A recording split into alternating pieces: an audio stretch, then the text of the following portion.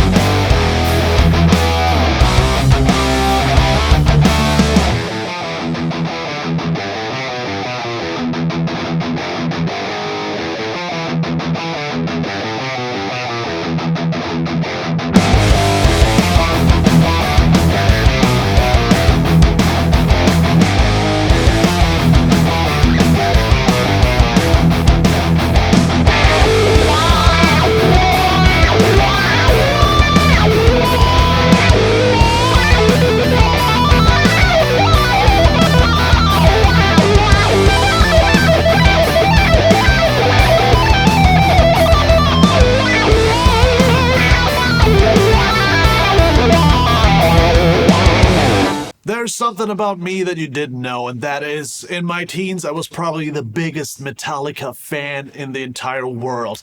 I'm pretty sure I spent a significant amount of time in my teens just playing their riffs, and I'm pretty sure that I've played almost all of their songs at least once in my life. Exceptions would be the last couple albums because I'm not following as closely anymore, but let's just say from Kill 'Em All to Reload, I pretty much played every Metallica song at least once, so I have quite a big arsenal of Metallica riffs. And that is the reason I'm doing this video today for every one of you.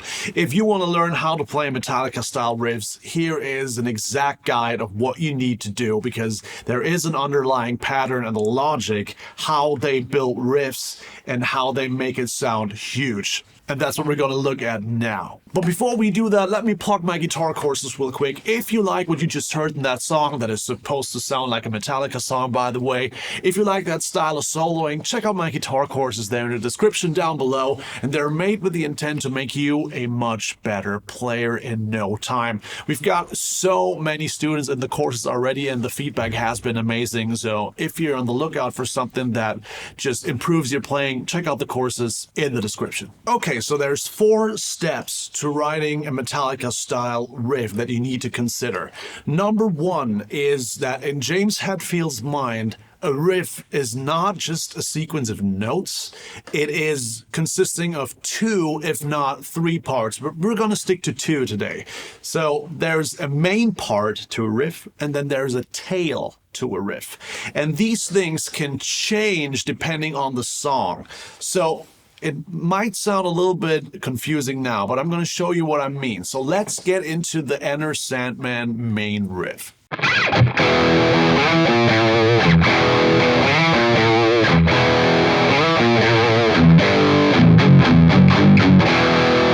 Now, here's the thing. You've heard that riff a million times, but there is a separation between 2 parts of that riff. It's that part. That's the main part. That was what this riff was supposed to be originally.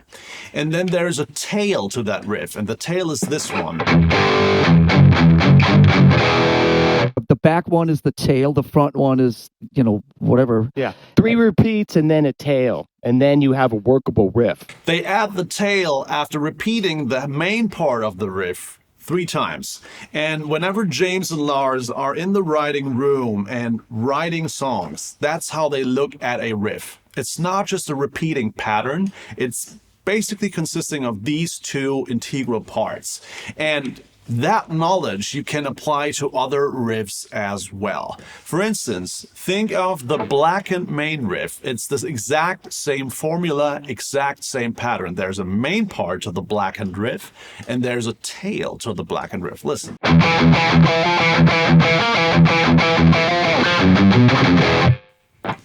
Did you hear that? There's the main part. Then there's the tail. And that tail is also being moved around to the front. So for instance, how does that first blackened riff start? Before we go into the... It starts with... They move these parts around. So the tail is not only the end of a riff, it can also be an introductory part to a riff as well. They almost look at it like it's modules you can just plug everywhere and it's just compatible in a lot of different spaces, you know? Another good example is the And Justice for All verse riff.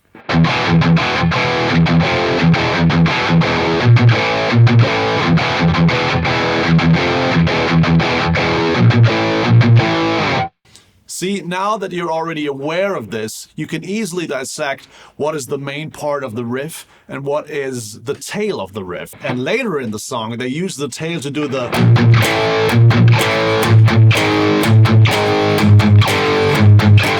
to get down to another part. So that's another example where they move the tail around on its own without using the main part of the riff. So when you want to write a Metallica style riff, that is something you should consider first and foremost, that good Metallica riffs that are stuck in your head usually have a main part and a tail. So that's something to consider when you're writing your own, because adding a tail and moving it around will make it sound more like that style, that Metallica James Hetfield kind of style. Step number 2, the tails of riffs can alternate. Rather than just having one tail for a main riff, Metallica often has alternating tails for a riff, just to make it sound more interesting. And a good example of that would be the verse riff for Four Horsemen, where they're playing...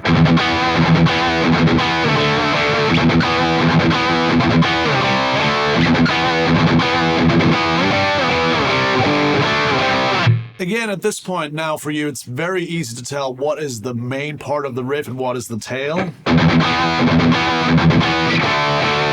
So the D chord would be the tail, and that one is alternating every time, because in the next run it would be...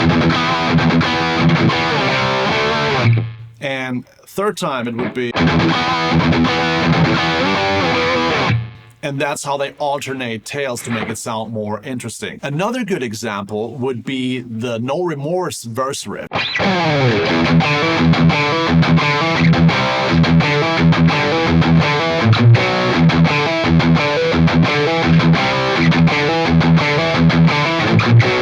And then one of the most important things that they do to get the spotlight on their main riff is to set the scene for that riff. And that can be done multiple ways. I'm going to show you 2 ways how they do it to really get the spotlight on one riff, but really building it up to a point where you really listen, and exactly at that point where you start to really focus and listen, that's where they put their main riff. They're masters at that. So 2 things. One is disguising the actual main riff and simplifying it before you actually show it. So a good example is Enter Sandman. Sandman starts with a clean riff.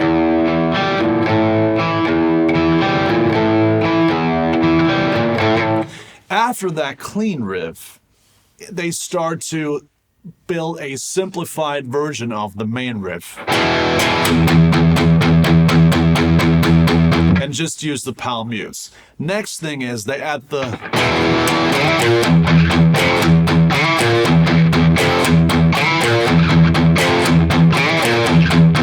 So they use a couple of notes from the actual main riff, but they mute it and they disguise it a little bit. And then the more we get closer to that absolute climax where they show the main riff, the more notes they include. So it starts with...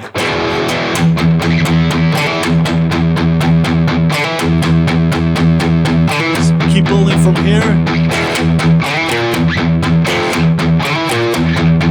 That's almost half the riff.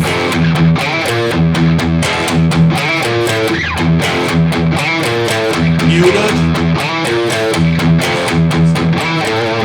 See, that's how they build it up. They never start with just the main riff and there you go. They don't throw it on the table and they're like, here, listen to it. No, they really make you listen before that, and building up the riff by disguising the main riff and playing a simplified version of that is one way to do that. The other thing to achieve this is what they do sometimes on the earlier albums, where they add like a consequential fancy intro in front of it. Think of Creeping Death, where the intro goes...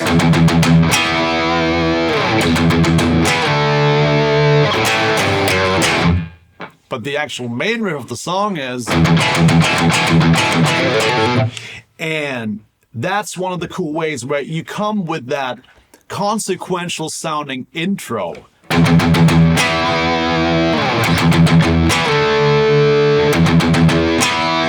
It sounds like the king is marching into town, and, you know, almost like the start of an anthem, but they never made it about the intro. That part is just there, so everybody's like, huh, what's that? And once you're in that mode, they get you this.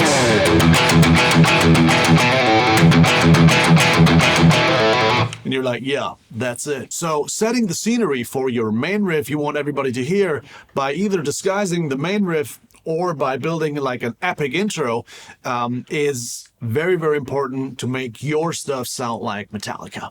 Third step is the tuning, and more precisely the key that you're in. Because usually a Metallica riff will not sound like a Metallica riff if it's not written in E, specifically E minor. What does that mean? It means that E minor is the key for 70% of all Metallica songs on the first 5 albums. And that's not some stat I found on the internet. I actually went through the first 5 albums, through every song, and checked the key. That's what I call dedication, I guess. And not only is the key important, it's important that it's E minor. Why is it important that it's E minor? Because the E minor scale dictates which kind of chords will sound right for your riff. And the E minor scale would be E, F sharp, G, A, B, C, D, E, also called the Aeolian mode or harmonic minor scale. So if you're in E, and you want to write a cool riff, it should have elements of that scale. So instead of playing maybe and include some major chords, that would sound like pop punk, right? No, what you need to do is stay in E minor and then use chromaticism sometimes. But at first, let's just stay in minor. So it's much cooler to play.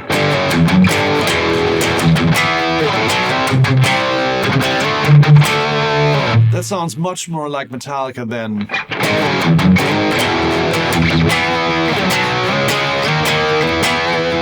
which would be major, so that doesn't work. So let's stay in minor, and with these chords, especially the G, the A, C, and the D, that's how Metallica writes most of their stuff. It's like...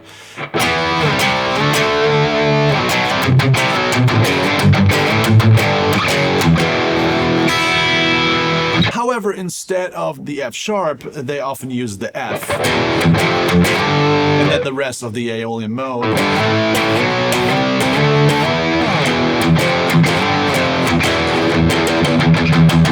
Same goes for single note stuff.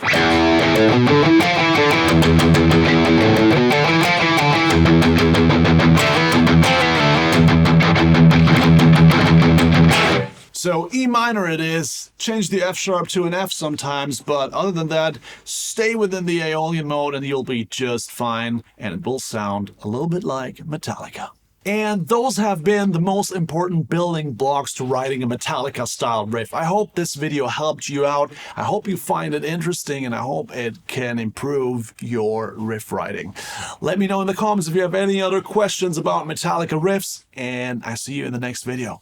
Bye.